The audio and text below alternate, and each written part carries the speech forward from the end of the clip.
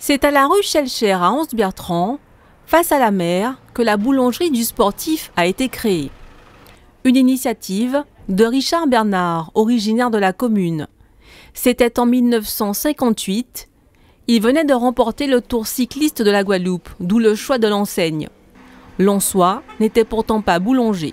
Il était maçon de formation et puis donc son grand-père avait un four ici en fait dans la boulangerie et donc il a décidé d'utiliser ce four-là pour commencer à faire du pain. Donc il a commencé par faire un sac de pain.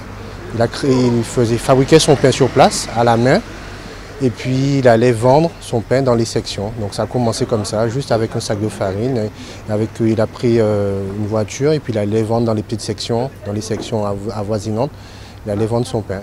Il a débuté comme ça. 5 autres boulangeries du même nom seront ensuite ouvertes en Guadeloupe et une à Pithiviers dans l'Hexagone. Richard Bernard les cède une à ses frères. Dans les années 80, celle d'Anse-Bertrand est transmise à Roland, le père de Laurent. Roland ne souhaite pas que son fils se lance dans ce secteur qu'il juge trop difficile, alors ce dernier devient informaticien dans l'armée. Mais l'aventure ne durera que 6 ans.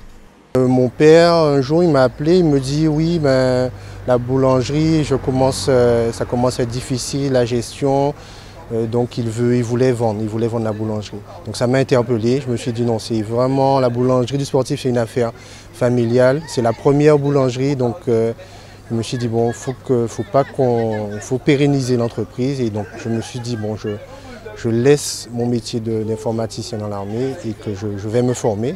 Donc je me suis formé à l'école de boulangerie et de pâtisserie, le BP à Bercy.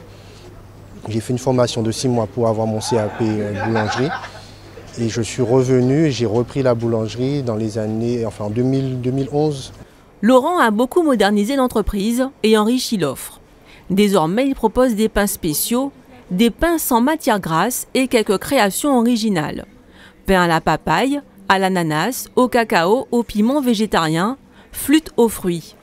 De plus en plus, il produit ses pâtisseries sur place. Aujourd'hui, il gère 9 personnes, dont certaines qui l'ont vu naître, comme François Franciscain, dit sociologie, dans l'entreprise depuis plus de 40 ans. C'est toute ma vie. Ouais, c'est toute ma vie. J'ai fait 42 ans là, alors donc j'aimais bien ce métier-là. Bien que il y avait, quand je travaillais la nuit, ma femme elle ne me voyait pas beaucoup. Avant, on travaillait rien que de nuit, hein.